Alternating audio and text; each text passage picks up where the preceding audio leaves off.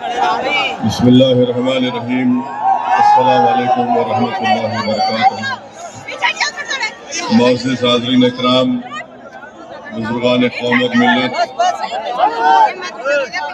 इज़्ज़तदार हमारी माँ और बहनें, गयूर नौजवान साथियों, मुअज़्ज़िज़ उलमा इकराम,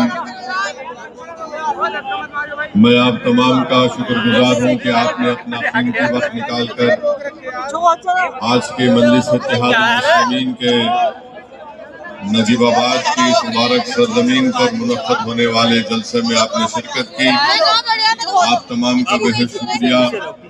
अल्लाह आप तमाम को सलामत रखे, अल्लाह हमारे इत्तेहाद को और मजबूत करे और अल्लाह सुब्हानहू व तआला इत्तेहाद की ताकत और क़ुव्वत के बलबूते पर हमारी सियासी क़ियादत को अल्लाह मजबूत करे और हमारी आवाज़ों को बेबाकी के साथ ऐसे उम्मीदवार कामयाब करें जो गरीब और मज़लूमों के इंसाफ की लड़ाई आने वाले उत्तर प्रदेश के विधानसभा में जाकर आपकी तकालीफ और आपकी आवाज़ बन सके। मैं फिर से आप तमाम का शुक्रिया अदा करता हूँ कि आपने अपना कीमती वक्त निकाल कर आज यहाँ पर आए।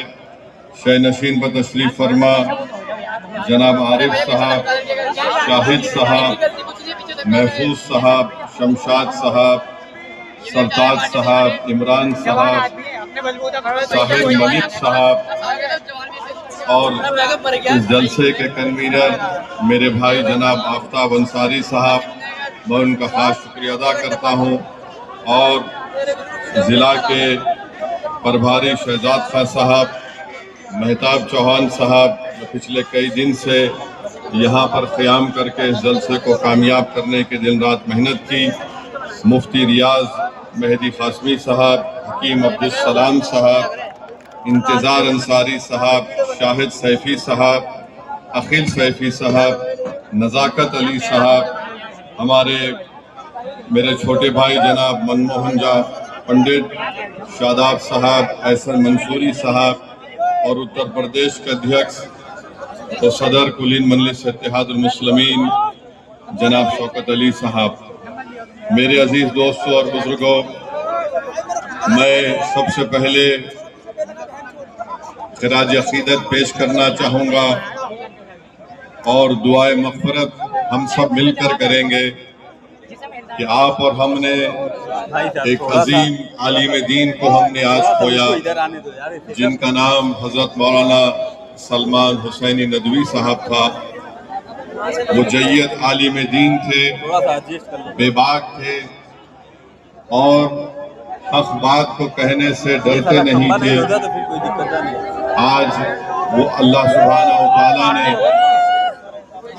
आज वो यहाँ से दुनिया से रुख़्सत होकर आज उनका इंतकाल हुआ है।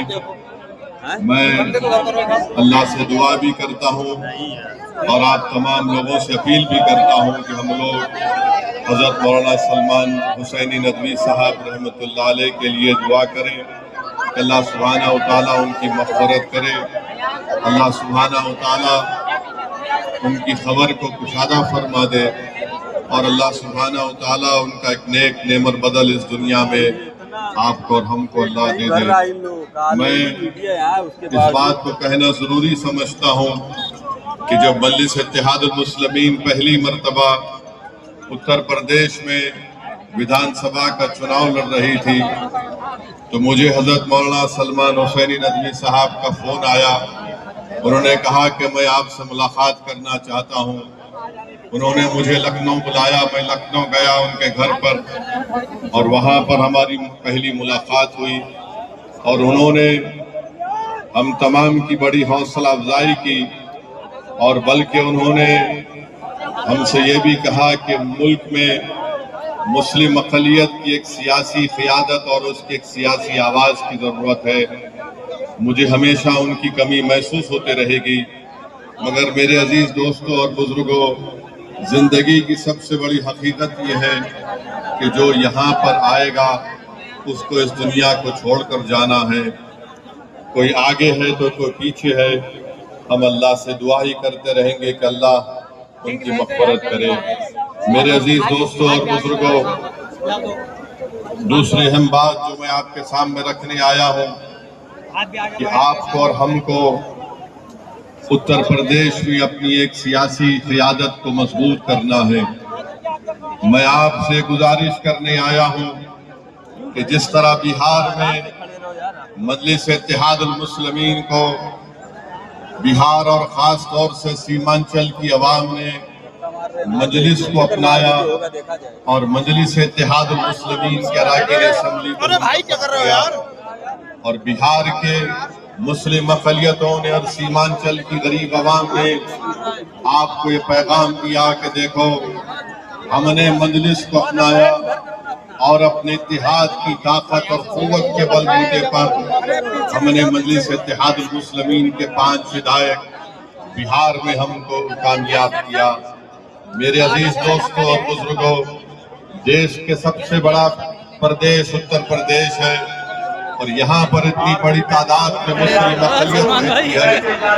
आप इस बात पर यकीन कर लीजिए कि जब तक आपकी एक सियासी क़ियादत लीडरशिप नहीं बनेगी, जब तक आपके दरमियान से कोई नेता नहीं खड़ा होगा, नाइंसाफी का खात्मा नहीं हो सकेगा। याद रखिए, जलसों में हजारों लाखों लोगों को जमा करके करारदादें मंजूर करके जज्बाती नारे लगाने से गरीब का घर नहीं बचता। अगर एनकाउंटर से बचना है, अगर हमको अपनी मसाजिद की हिफाजत करना है, अगर हम अपने गांव और अपने घर के अतराफ में विकास चाहते हैं, अगर हम अपनी बेटियों के लिए तालीम और कॉलेज चाहते हैं, अगर हम अपने बूढ़े लोगों के लिए हुकूमत से एक अस्पताल चाहते हैं, अगर हम इज्जत चाहते हैं, अगर हम बेबाक तरीके से अपने दीन पर अमल करना चाहते हैं, तो याद रखिए आपको उत्तर प्रदेश में अपनी एक सियासी क़ियादत को बनाना पड़ेगा। और इस बात को ज़हन नशीन कर लीजिए कि जो कोई आकर ये कहता है कि अगर अल्पसंख्यक समाज मुसलमानों की एक सियासी लीडरशिप बनेगी तो इससे फिरका परस्ती में इजाफा होगा, मैं जिम्मेदारी के साथ कह रहा हूं, ये लोग झूठ बोल रहे हैं। अगर फिरका परस्ती के इस समंदर में आज इस मुल्क को घेरा जा रहा है, जगह जगह पर हमको नुकसान पहुंचाया जा रहा है, तो फिर इसका जिम्मेदार कौन है? इसका जिम्मेदार वही लोग हैं जो पिछले 70 साल से मिल्लत मजलूमा को ये कह कर सुलाते रहे और उनको रोकते रहे कि नहीं नहीं, आपकी और हमारी लीडरशिप नहीं हो सकती है, हमको नाम निहाद सेकुलर पार्टियों का साथ देना है। बताइए अजीज दोस्तों और बुजुर्गों, हमने 70 साल में हर किसी सियासी जमात के हक में वोट दिया, बताओ हमारा क्या फायदा हुआ? हमारा कोई फायदा नहीं हुआ, हमारा नुकसान बहुत ज्यादा हो गया है। इसीलिए मैं आज आपसे फिर से अपील कर रहा हूँ कि मुत्तहदा तौर पर आप अपने वोट का सही इस्तेमाल करते हुए आने वाले असेंबली और विधानसभा के चुनाव में मजलिस इत्तेहादुल मुस्लिमीन के उम्मीदवारों को आप कामयाब करिए। यकीनन हम भी नहीं चाहते कि दोबारा उत्तर प्रदेश में बीजेपी की सरकार बने। मैंने पहले भी कहा और आज भी कह रहा हूँ कि अगर कोई हमसे गठबंधन करने तैयार है बीजेपी को रोकने के लिए, तो सदुद्दीन ओवैसी आधे रास्ते तक पैदल चल कर आने तैयार है। हम भी नहीं चाहते कि दोबारा बीजेपी की सरकार यहाँ पर बने। मगर याद रखिए, अगर आप ये समझते हैं कि नहीं समझौता नहीं होगा, तुम्हारा काम सिर्फ वोट डालकर अपने घर में जाकर खामोश बैठ जाना, तो मैं उनसे कहना चाहूंगा कि अब वोट डाला जाएगा मगर वोट नेता बनाने के लिए इस्तेमाल होगा, वोट किसी पार्टी को बचाने के लिए नहीं इस्तेमाल किया जाएगा। मेरे अजीज दोस्तों और बुजुर्गों, अगर गठबंधन होगा, अलायंस होगा, इज्जत और मान सम्मान के साथ होगा, तो यकीनन असदुद्दीन ओवैसी और मजलिस इत्तेहादुल मुस्लिमीन उस गठबंधन के साथ काम करने को तैयार है। हम पूरी कोशिश करने तैयार है कि दोबारा भाजपा की सरकार उत्तर प्रदेश में ना बने। मगर अगर आप ये समझते हैं कि हमारा काम सिर्फ दरी बिछाना है, तो याद रखो अब कोई दरी नहीं बिछाएगा। अब दरी बिछाने के दिन खत्म हो चुके हैं। चाहे वो नौजवान हो, चाहे वो बुजुर्ग हो, या हमारी इज्जतदार माँ और बहनें हैं, वो इस बात को महसूस कर लिए हैं कि अब दरी नहीं बिछाएगी। अब हक की और मान सम्मान की लड़ाई होगी। अब नेता बनाया जाएगा, अब लीडरशिप बनाई जाएगी, और ऐसा लीडर बनाया जाएगा जो उत्तर प्रदेश की विधानसभा में जाकर अंधा, गूंगा और बहरा बनकर ना बैठे, बल्कि जब मस्जिदों को शहीद किया जा रहा है तो उनको अपनी जमीन की आवाज पर उस विधानसभा के दरो दीवार को हिला के रखना चाहिए था। मगर आज हम देख रहे हैं कि वो खामोश बैठे हुए। तो मेरे अजीज दोस्तों और बुजुर्गों, मेरी आपसे अपील है कि याद रखिए, नेता आपको बनना है। ओवैसी हैदराबाद से निकलकर यहाँ पर बिजनौर में और नजीबाबाद में इसलिए नहीं आया कि मैं अपनी तकरीर के जरिए तुमसे वाह हासिल करूं। मैं आया हूं और आता रहूंगा इंशाअल्लाह ताला। अल्लाह जब तक मुझे जिंदा रखेगा, मेरी जिंदगी का मकसद एक ही है कि भारत के कोने कोने में मुसलमानों का नेता बने, जो बनेगा इंशाअल्लाह ताला। जो कोई नाम यहाँ सेकुलर पार्टी नहीं चाहती। बीजेपी तो मुसलमान को टिकट भी नहीं देती, और ये जो अपने आप को सेकुलर कहती है, ये किसी को टिकट देती है तो किसी को टिकट देकर गुलाम बनाने के लिए देती है। मजलिस आपसे कह रही है कि तुम गुलाम नहीं बनोगे, तुम कायद बनोगे, तुम हुक्मरान बनोगे, तुम गरीबों की आवाज बनोगे, तुम मजलूमों की ताकत बनोगे। ये मजलिस इत्तेहादुल मुस्लिमीन का पैगाम है। मेरे अजीज दोस्तों और बुजुर्गों, मैं आपसे अपील कर रहा हूँ कि आपने सबको आजमा दिया, मगर आप देखते ये हैं कि कोई फिरका परस्ती को रोक नहीं पा रहा है। आखिर कब तक हम सिर्फ वोट डालने वाले बनकर रहेंगे? याद रखिए, जमहूरियत लोकशाही में अगर आप वोटर बनकर रहेंगे तो आपके मसाइल हल नहीं होंगे, आपके महल्लों में और गांव में विकास का काम नहीं होगा। अगर आप शहरी बनेंगे, हुकूक के साथ शहरी बनेंगे, तो हमारे बच्चों का मुस्तकबिल अच्छा होगा, हमारी नौजवानों की जवानी अच्छी रहेगी, हम अपने बुजुर्गों के ख्वाबों को पूरा कर सकेंगे, हम अपने घर में हमारी माओ की आंख में आंसू नहीं बल्कि उनके चेहरों पर मुस्कुराहट देखेंगे। अगर आप मुत्तहिदा तौर पर अपने वोट का इस्तेमाल करेंगे मजलिस इत्तेहादुल मुस्लिमीन के हक में। मेरे अजीज दोस्तों और बुजुर्गों, आप जानते हैं कि उत्तर प्रदेश में आज क्या क्या क्या होगा। आप बताइए कि 200 साल से मस्जिद है, पुलिस स्टेशन बात नहीं आया तो मस्जिद को तोड़ने की नोटिस दी जाती है। 250 साल से मस्जिद है, रेलवे स्टेशन बात नहीं आया तो नोटिस दी जाती है मस्जिद को तोड़ने के लिए। मैं भारत की पार्लियामेंट में खड़े होकर पुकार कर कह रहा था कि बीजेपी, आरएसएस और नरेंद्र मोदी की हुकूमत ने वक्फ तरमीमी कानून को लाने का एक ही मकसद है कि मुसलमानों से वक्फ की जायदादों को छीन लिया जाए, मस्जिदों को तब्दील कर दिया जाए, या फिर मस्जिदों को हमसे छीन लिया जाए। बताओ, आज संभल की मस्जिद को किस बुनियाद पर शहीद कर दिया गया?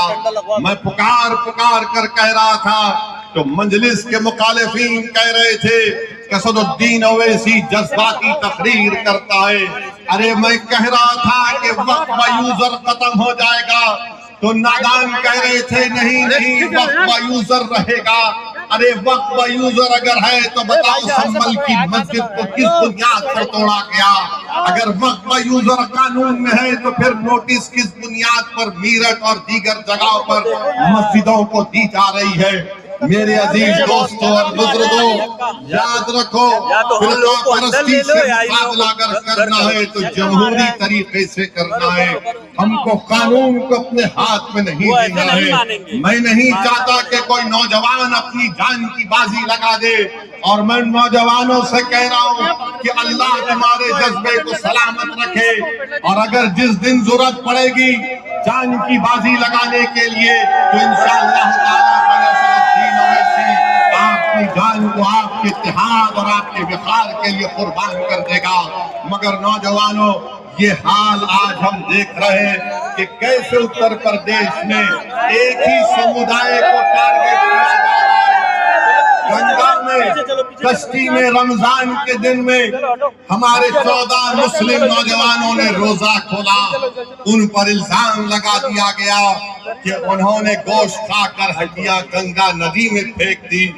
2 महीने तक वो 14 मुस्लिम बच्चे जेल में थे, 2 महीने तक जेल में थे। कितने ये नाम निहाद सेकुलर पार्टी के नेताओं ने अपनी आवाज उठाई, अपनी जबान को जुम्बिश दी, सब गूंगे बनकर बैठ गए। एक दीवाना मजलिस का वैसी पुकार रहा था, ये बच्चों से जुल्म है। और वही आप देखते हैं कि चंद दिन पहले एक वीडियो आई कि कोई लोग कश्ती में बैठकर शराब भी पी रहे हैं, मुर्ग भी गोश्त पका रहे हैं। उनको पुलिस ने अरेस्ट किया और दूसरे दिन उनकी बेल हो गई। बताओ, कानून के इस्तेमाल में भी इस तरह का इम्तियाज होता है। कानून के इस्तेमाल में भी नरमी दिखाई जाती है। जो मुसलमान थे वो 2 महीने जेल में थे बच्चे, और जो मुसलमान नहीं थे 24 घंटे के अंदर उनको बेल मिल जाती है। बताओ, ये खुली फिरका परस्ती भाजपा और आरएसएस की और योगी आदित्यनाथ की नहीं है तो फिर किसकी है बताइए आप। 24 घंटे में बेल हो गई और वो बच्चे 14 दिन तक जेल की सलाखों में परेशान रहे। पूरा रमजान वहां पर गुजार दिया, ईद वहीं पर गुजार दी। मेरे अजीज दोस्तों और बुजुर्गों, ये नाम निहाद सेकुलर पार्टी के कायदीन गूंगे बनकर ये सब तमाशा देख रहे थे। मेरे अजीज दोस्तों और बुजुर्गों, मेरी आपसे गुजारिश है कि आप इन बात पर गौर फरमाइए। याद रखिए, जब आप यहां से उठकर अपने घर को जाएंगे, मेरी आपसे ये गुजारिश है कि तुम यहाँ से फिक्र लेकर उठो, तुम यहाँ से एक सोच लेकर उठो, ताकि वो फिक्र और सोच तुम्हारे दिलो दिमाग में इनकलाबी तब्दीली को पैदा कर दे। याद रखो, बीजेपी और आरएसएस को रोकने की जिम्मेदारी सिर्फ उत्तर प्रदेश के मुसलमानों की नहीं है, उत्तर प्रदेश के हर नागरिक की जिम्मेदारी है। अब चुनाव आ रहा है और जैसा हमारा भाषण खत्म होगा, हमारे दोस्त टीवी पर जाकर जो हमसे बेइंतहा इतनी मोहब्बत करते कि अपने घर में अपने बुजुर्गों से नहीं करते हो, इसी से करते हैं, और टीवी चैनल पर बैठकर बोलेंगे ये हमारे वोट को डिवाइड करने आ रहा है। अरे कौन सा वोट डिवाइड हो रहा है बताओ, कौन सा वोट डिवाइड हो रहा है बताओ। कैसे बीजेपी चुनाव पे चुनाव जीत कर जा रही है। बंगाल का इलेक्शन हम लड़ने गए, 280 विधानसभा की सीट 11 हम लड़े, वहां पर भी यही इल्जाम लगा दिए। और जब ममता बनर्जी हार गई और हारने के 10 दिन के अंदर उनके 20 सांसद बीजेपी मोदी अमित शाह के साथ बैठकर चाय पी रहे हैं। उन सांसद में वो भी लोग थे जो दिन रात मुझे गाली देते थे, आज वो मोदी अमित शाह के साथ बैठकर चाय पी रहे हैं। बताओ, क्या तुम्हारी जबानें खामोश क्यों हैं? कैसे चले गए मोदी अमित शाह बीजेपी के पास? 60 विधायक भाग गए ममता के। मैं पुकार कर कह रहा था कि बंगाल के मुसलमानों से ममता बनर्जी ने धोखा दिया उनको। मैं आदाद शुमार पेश करता रहा और आज भी पेश कर सकता हूं। ममता बनर्जी ने मुसलमानों के लिए कुछ नहीं किया सिवाय नाटक के कि ईद के दिन ईदगाह के सामने आकर सर पर कपड़ा डालकर हाथ ऐसा करके दुआ करके ये बताना कि देखो मैं तुम्हारी हमदर्द हूं। अरे हमदर्द अगर है तो गरीबी का खात्मा क्यों नहीं हुआ? हमदर्द अगर है तो हमारी बहनें जो मालदा मुर्शिदाबाद में 900 1000 रुपये लेकर 1000 बीड़ी बनाती है, मेरे भाई याद रखिए अब आपकी जिम्मेदारी है कि आप मुत्तहिदा तौर पर अपने वोट का सही इस्तेमाल करें। यहां पर आपने देखा कि 3 मरतबा आपने समाजवादी पार्टी के तस्लीम साहब को आपने तस्लीम किया। तस्लीम साहब को आपने तस्लीम किया, मगर ये ऐसे तस्लीम साहब हैं जिन्होंने नजीबाबाद की जनता को तस्लीम नहीं किया, मुस्तरद किया। हम साल में 2 मरतबा चांद देखकर हमारे उलमा ईद का ऐलान करते हैं। ये ऐसा चांद है जो 5 साल में एक मरतबा नजर आता है। और आपने बीजेपी के डर से उनको वोट दिया तो तस्लीम साहब ने समझ लिया कि मुझे नजीबाबाद में कुछ काम करने की जरूरत नहीं है, मैं बीजेपी का नाम लेकर डराऊंगा तो लोग मुझे तस्लीम कर लेंगे। सुन लो तस्लीम साहब, अब नजीबाबाद की जनता मजलिस इत्तेहाद और मुस्लिमीन को तस्लीम करेगी और कबूल करेगी, क्योंकि आपने तो कोई काम ही नहीं किया। आपसे कहा गया रोड का काम करवाओ तो आपने कह दिया मैंने रोड के काम को रुका दिया। आपने कहा कि मैंने रोड के काम को रुका दिया। गवर्नमेंट गर्ल्स का इंटर कॉलेज नहीं है, मेडिकल कॉलेज मंजूर हुआ, तस्लीम साहब सोते रहे, वो कॉलेज कहीं और चला गया।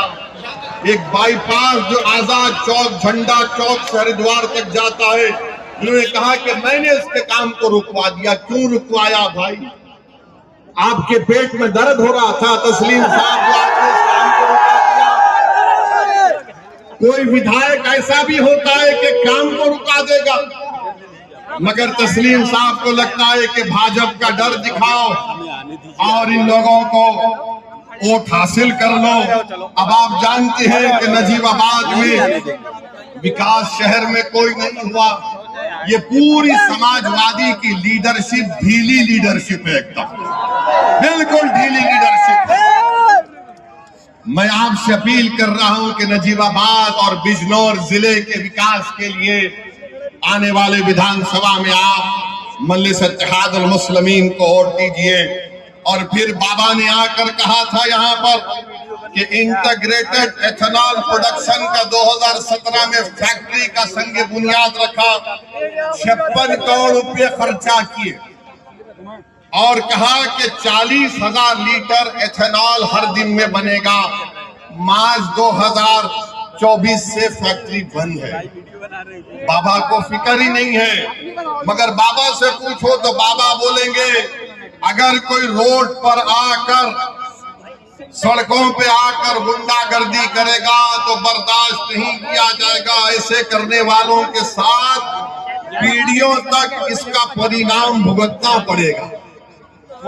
ये बाबा का बयान है। माने उन्हें कहा था 10 मुहर्रम के जुलूस के बारे में, जो शहादत हुई नवासे रसूल इमाम हुसैन की, तो हम बाबा को बताते हैं कि जो 10 मुहर्रम का जुलूस है बाबा, वो नवासे रसूल की शहादत और अहले बैत की शहादत के सिलसिले में जुलूस निकलता है। और हम उनको याद दिलाना चाहते हैं कि वक्त के यजीद ने भी, उस वक्त के यजीद ने भी और इस वक्त के यजीद भी यही समझता था कि कमजोरों को खत्म करने से कामयाबी मिल जाएगी। सुनो वक्त के यजीदों, करबला से पैगाम आ रहा है कि जिस तरह इमाम हुसैन ने यजीद की ब्लैकमेलिंग को कबूल नहीं किया, जिस तरह इमाम हुसैन और उनके आले रसूल ने हक की सरबुलंदी के लिए अपनी गर्दन को कटाना पसंद किया।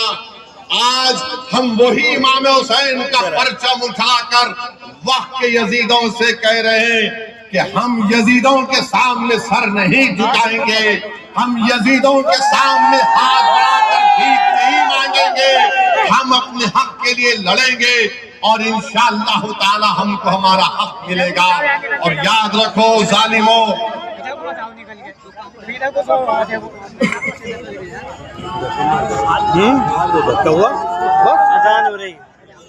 जुल्म फिर जुल्म है, जुल्म बढ़ता है तो दब जाता है, खून फिर खून है, टपकेगा तो जम जाएगा। तो मेरे अजीज दोस्तों और बुजुर्गों, आप जानते हैं कि यहाँ पर नजीबाबाद में एक शुगर मिल का भी क्या हाल होकर रह गया। बाबा कहते हैं कि पीढ़ियां याद रखी जाएंगी, पिछले साल किसकी इबादतगाह के सामने तमाशा किया गया था वो आप जानते हैं। मगर आज हम देख रहे हैं कि आज हमको एक तरफ से डराया जाता है। अखिलेश कहते हैं कि अगर वोट मुझे नहीं दोगे तो कभी चुनाव नहीं होगा। अखिलेश यादव ये क्यों भूल जाते कि जब वो मुख्यमंत्री थे तो आजादी के बाद 50,000 मुसलमानों को उनके घर से बेघर कर दिया गया था।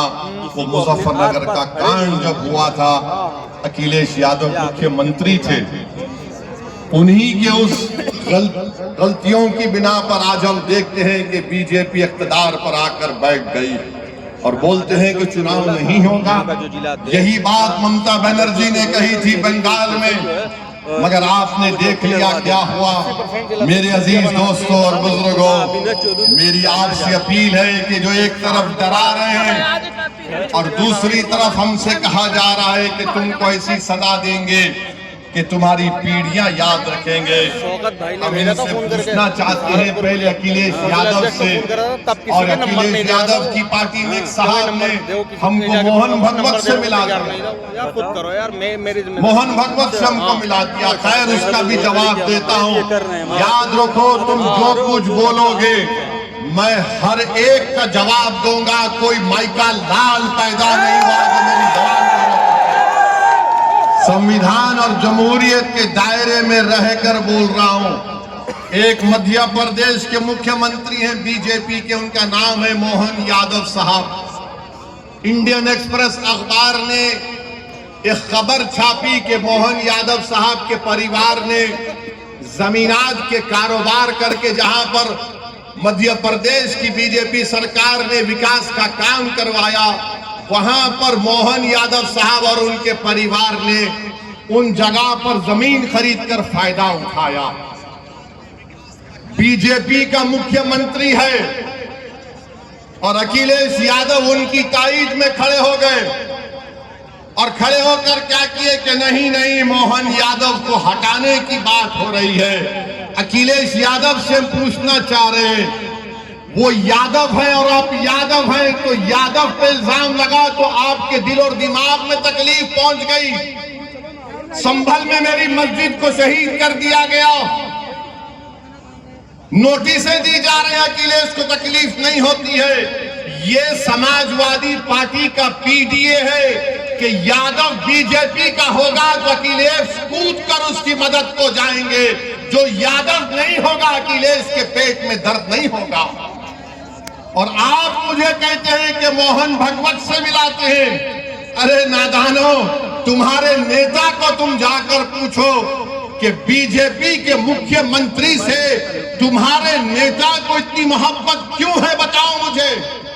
किस लिए मोहब्बत है बताओ। मोहब्बत की बुनियाद जात है।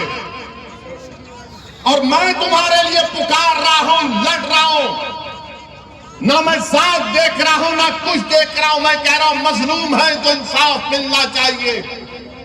ये अखिलेश की सियासत है कि यादव बीजेपी का होगा तो मैं उसके लिए आवाज उठाऊंगा। ये पीडीए का असली चेहरा है आपके सामने। तो मेरे अजीज दोस्तों और बुजुर्गों, जो लोग हमको मोहन भगवत से मिलाते हैं, अब जाकर तुम्हारे नेता से पूछो। बिहार में भी अखिलेश यादव अपने 5 मुस्लिम, कितने 2 या 4 मुस्लिम विधायक को बिहार में जाए और हर जगह पर जाकर ओवैसी के बारे में बोलो, ओवैसी के बारे में बोलो। ऐसा लग रहा था कि हमारे सास ससुरे भी इतना नाम नहीं लेते, हमारा ही वजीफा पढ़ रहे थे। सीमांचल की जनता ने कहा कुछ नहीं, वोट कटेगा नहीं, मंजलिस को वोट जाएगा, पतंग छाप को वोट जाएगा। मैं उनसे कहना चाहूंगा, किसी शायर ने अच्छा कहा था कि जाहिद तंग नजर ने मुझे काफिर जाना, और काफिर ये समझता है कि मुसलमान हूं मैं। ए चश्मे उदू मुझको हिकारत सा ना देख, जिस पे कुदरत को नाज है वो इंसान हूं मैं। जिस पर कुदरत को नाज है इंसान हूं मैं। तुमको नाज होगा अखिलेश पर, तुम अपनी नाज करते रहो। अखिलेश को तड़प है तो मध्य प्रदेश के बीजेपी के मुख्यमंत्री, जहां पर अब यूनिफॉर्म सिविल कोड लाया जा रहा है, जहां पर शरीयत में मदाखलत की जा रही है, उस मुख्यमंत्री की क़यादत में, उसके लिए अखिलेश यादव मोहब्बत कर रहे हैं, उसकी बचाव के लिए आ रहे हैं। बताओ उत्तर प्रदेश के मुसलमानों जो कहते हैं कि नहीं नहीं समाजवादी, अरे समाजवाद नहीं है, ये सिर्फ यादववाद की सियासत है, जिससे आपको निकलकर मजलिस इत्तेहाद और मुस्लिमीन के हक में अपने वोट का इस्तेमाल करना पड़ेगा। लोग मुझसे पूछते हैं कि ओवैसी तुम क्या सिर्फ मुसलमानों की बात करोगे? नहीं, मुसलमान की बात इसलिए करता हूं, दलित की बात इसलिए करता हूं कि सबसे ज्यादा जुल्म उन पर होता है। बताओ, बिहार में एक नौजवान 28 साल का बच्चा भारत भूषण तिवारी, उसका एनकाउंटर करके गोली मार दी गई। वो सरेंडर किया अपने आप को पुलिस के सामने। अखबार हिंदू की रिपोर्ट है कि पुलिस वालों ने घेरा लेकर उसको 2 गोली मारी। वो भारत भूषण तिवारी मुस्कुरा रहा था, फिर पुलिस की गाड़ी में डालकर और 3 गोलियां मारी। वो भारत भूषण तिवारी मर गया। उसके लिए मैंने आवाज उठाई, ये नहीं देखा कि मुसलमान है। मैं एनकाउंटर के खिलाफ था और रहूंगा इंशाअल्लाह ताला।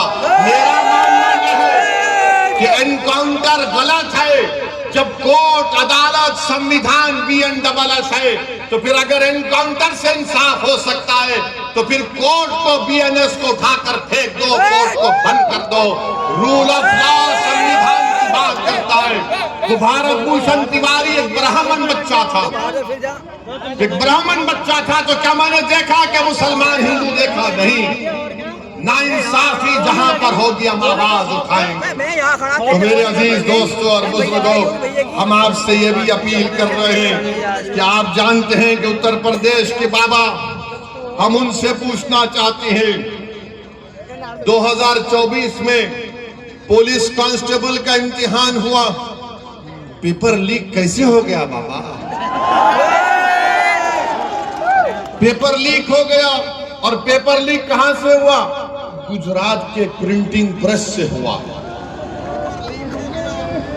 पेपर लीक आप जानकर तकलीफ होंगी कि 10 साल में 48 मर्तबा री एग्जामिनेशन हुआ भारत में। 10 साल में 48 मर्तबा, और 89 मर्तबा पेपर लीक हुआ है। 56 इंच का सीना देश के प्रधानमंत्री का, मगर उसमें से भी पेपर लीक हो जा रहा है। 10 साल में 48 मर्तबा री एग्जामिनेशन, 89 मर्तबा पेपर लीक। महाराष्ट्र में टीचर्स का इम्तिहान पेपर लीक। माने बताओ ये लीक कैसे हो रहा है? अब आप हद तो ये हो गई। आप देखिए कि फिर दोबारा इम्तिहान हुआ, 28 लाख बच्चे इम्तिहान लिखे। कितने पोस्ट के लिए? कुछ 26,000 या 30,000 पोस्ट के लिए। मैं उन बच्चों से पूछना चाहता हूं, तुम नफरत करना चाहते ना, करो हमसे नफरत, मगर ये तो बताओ कि 11 साल में तुमको क्या मिला सिवाय नफरत के? 26,000 पोस्ट के लिए 28,50,000 बच्चे इम्तिहान लिखते हैं। बताओ आपको क्या मिला? आज हम आ रहे थे तो जहां पर हम होटल में ठहरे, मीडिया के लोगों ने हमसे पूछा कुछ बोल दीजिए। हमने कहा क्या सवाल है तुम्हारा? तो कहा वो चंदा चोरी पे कुछ बोल दीजिए, चंदा चोरी पे कुछ बोल दीजिए। मुझे याद है कि सुप्रीम कोर्ट ने अपने जजमेंट में कहा था कि 6 दिसंबर 1992 को जो हुआ वो एग्रेगियस एक्ट है, ये सुप्रीम कोर्ट ने कहा था। अब मुझसे पूछा गया कि बताओ आप इस पर आप क्या कहेंगे? तो मैंने इतना ही कहा, अगर ट्रस्ट में गलती हो गई, उस ट्रस्ट में एक मुसलमान को तुम मेंबर बना लेते और बाद में जब ये घोटाला सामने आया तुम उस मुसलमान को ले जाकर एनकाउंटर कर देते, बुलडोजर से उसका घर तोड़ देते, केस क्लोज। चंपक तो मजे में है, चंपक अभी पूरे चंपक मजे में है। आप बताइए क्या हो रहा है, क्या हो रहा है बताइए आप। किसका घर नहीं तोड़ा जा रहा है? जिनको गिरफ्तार किया गया उनको पुलिस कस्टडी भी नहीं ली जाती। अब शायद आज के बाद, मेरे बोलने के बाद शायद कल पुलिस कस्टडी ले ले। बताओ आज क्या हो रहा है उत्तर प्रदेश में। मेरे अजीज दोस्तों और बुजुर्गों, हम आपसे अपील कर रहे हैं कि अपने इत्तेहाद को मजबूत करिए। और ये बीजेपी आरएसएस वालों से हम पूछना चाह रहे हैं, ये चंपक आपका लाडला है या नहीं है? बताओ हमको। और हमको बोलते ये पाकिस्तानी है, ये जिहादी है, ये बांग्लादेशी है। तो ये राम माधव जाकर पाकिस्तान से ट्रैक टू डिप्लोमेसी कैसा कर रहे हैं आरएसएस के? वो पाकिस्तान जिसने पहलगाम में भारत के 26 लोगों को गोली मार दी थी, वो पाकिस्तान जिसकी सपोर्ट पर दिल्ली में लाल किले पर सुसाइड बॉम्ब के जरिए 50 लोगों की मौत हुई, जिसमें हिंदू मुसलमान मारे गए। बोलो बीजेपी वालों, बोलो भारत के प्रधानमंत्री कैसे राम माधव जाकर बात कर रहे हैं? अगर बात करने वाले का नाम राम माधव जो आरएसएस के नहीं होता, ओवैसी होता, तो टीवी वाले आसमान को सर पे उठा लेते थे। कैसा तुम पाकिस्तान से बात करें? अरे हमको पाकिस्तान से क्या लेना देना? हमारे बुजुर्गों ने उस वक्त पाकिस्तान का रुख नहीं कि हमने भारत को अपना सरजमीन माना और मानते रहेंगे इंशाअल्लाह ताला। तुम जुल्म करते जाओ मगर याद रखो हम इस जमीन को नहीं छोड़ने वाले हैं। इसी जमीन में पैदा हुए, इसी जमीन में इज्जत के साथ जिंदगी गुजारेंगे, इसी जमीन पर सीना तान कर अपने हक की लड़ाई लड़ेंगे, इसी जमीन पर खड़े होकर अपना नेता बनाएंगे, इसी जमीन पर खड़े होकर जो हमारी सरजमीन है हम अपने पूरे हुकूक को मनवा कर रहेंगे। जो लोग हमको गाली देते हैं, मैं तुमको आज आईना दिखा रहा हूं, बताओ तुम उस पर क्या कहोगे? मेरे अजीज दोस्तों और बुजुर्गों, हम आपसे अपील कर रहे हैं कि मुत्तहदा तौर पर अपने वोट का इस्तेमाल आपको करना है। बीजेपी को रोकना है, आओ हाथ मिलाओ, हम तैयार हैं। मगर इसका ये मतलब नहीं है कि तुम मेरे इस बात को तुम कमजोरी की अलामत समझो। ये कमजोरी की अलामत नहीं है। अगर तुम हमारी बात को नहीं मानोगे तो तुम्हारा इख्तियार है, मगर याद रखो मजलिस इत्तेहादुल मुस्लिमीन के हाथ बड़े दराज हैं। ये हाथ जो आज तुम्हारी तरफ दोस्ती के लिए बढ़ रहे हैं, कल तुम्हारे गिरबान के तार खेलेंगे तो तुम रोना नहीं। और याद रखो इंशाअल्लाह ताला उत्तर प्रदेश के आने वाले विधानसभा में आप और हम मिलकर इंशाअल्लाह ताला पूरा गेम बदल देंगे। इंशाअल्लाह पूरा गेम बदलेंगे। अब नहीं होगी गुलामी की बात, अब नहीं होगी दरी बिछाने की बात, अब हक की बात होगी, हिस्सेदारी की बात होगी, नेता बनाने की बात होगी। तो मेरे अजीज दोस्तों और बुजुर्गों, यही बात हम आपके सामने इखलास के साथ आपके सामने रखने आए थे। और हम उम्मीद करते हैं कि इंशाअल्लाह ताला आने वाले विधानसभा में हम सब मिलकर पतंग को अपना निशान बनाकर अपने इत्तेहाद को मजबूत करेंगे। आपका बहुत बहुत शुक्रिया। यहाँ पर ये नारे तकबीर। नारे तकबीर। और अपने सेलफोन की लाइट खोलकर सबको बता दीजिए कि अब हम लड़ाई लड़ रहे हैं हिस्सेदारी की। अब हमारी लड़ाई मान सम्मान की लड़ाई है। अब हमारी लड़ाई विधानसभा में हमारी बेबाक आवाज को पहुंचाने की लड़ाई है। बहुत बहुत शुक्रिया। मटेरा में शौकत साहब को हमने कैंडिडेट बनाया तो समाजवादी पार्टी के 20 साल के विधायक डर कर अब खतना कैंप में भी जा रहे हैं। बहरहाल बहुत बहुत शुक्रिया। अस्सलाम वालेकुम व रहमतुल्लाहि व बरकातहू।